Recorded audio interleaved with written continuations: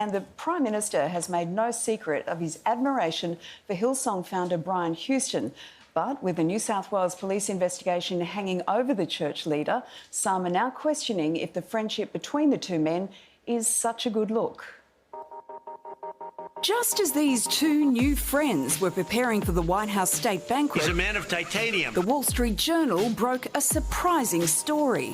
Mr Morrison was determined to bring as part of his delegation Hillsong Church Pastor Brian Houston, but the White House vetoed the idea, telling his office that Mr Houston was not invited. And since then, our PM really doesn't want to talk about it. I don't comment on gossip, honestly. So it's not true? Yeah, it's all gossip. Does that mean it's not true, though? It means it's gossip. But not true? It means it's gossip. But not true? I think I've answered the question. Pastor Brian Houston is the founder of the hugely successful Hillsong Church. But this isn't about Hillsong. It's about how Brian Houston handled the shocking crimes of his father, Pastor Frank Houston. He signed my mother's Bible and he gave me a handful of 5-cent pieces. And I remember looking up at him thinking, why did you do that to me for? Keep you quiet. Yeah, to keep me quiet.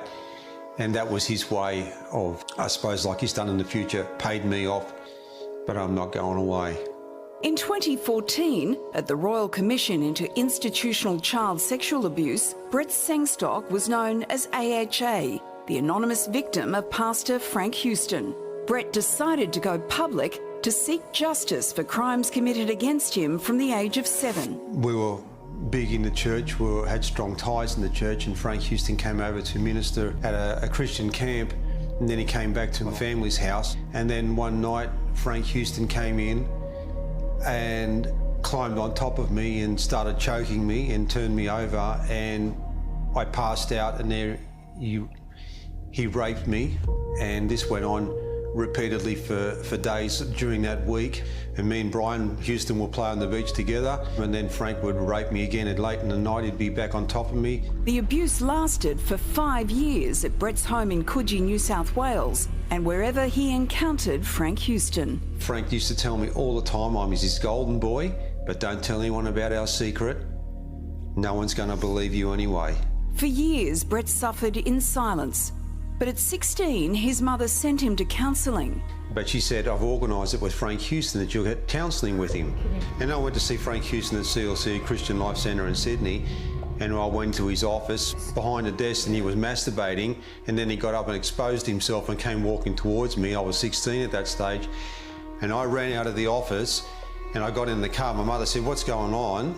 And I said, it's about time you know, Frank Houston's been raping me since I was 7 years of age. For 20 years, Brett's mother told no one. But when he was 36, she broke the shocking news to church elders, one of whom reacted angrily during a heavy-handed home visit. He proceeded to try and pull the front screen off the door to get his hands on me for having the audacity to speak out against Frank Houston. At this time, in the late 1990s, Brian Houston was the president of the Assemblies of God Australia, the leadership body of Pentecostal churches in the country. We requested an interview with Brian Houston, but were told he didn't have time. In a statement to the project, Hillsong says the victim was a 36-year-old adult when this abuse became known and did not want Pastor Brian or others to go to the police. The statement also says at no time did Pastor Brian attempt to dissuade anyone, including the victim, from going to police. But Brett Sengstock is adamant that he never asked Brian Houston not to report his abuse to the police. Well, the shock of finding out was just horrendous. I did what I really believed was the right thing to do at the time. I confronted my father, worst day of my life, and he admitted that he had did it.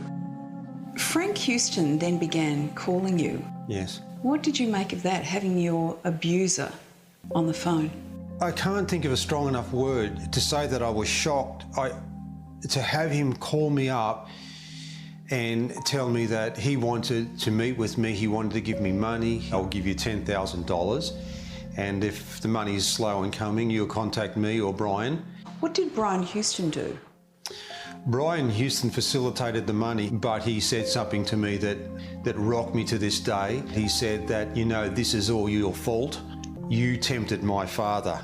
Brian Houston denies he said any such thing. My father, he did some very evil things, but there is no way that he tried to blame the boy. He took it upon himself. Tell me about the Frank Houston you knew before the Royal Commission into child sexual abuse.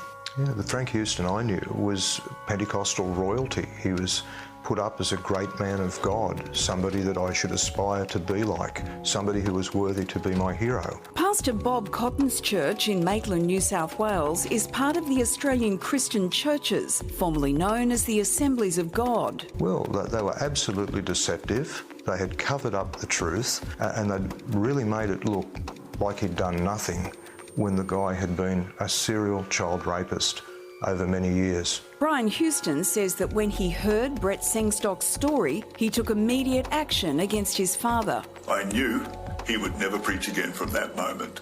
And to my knowledge, he never ever did.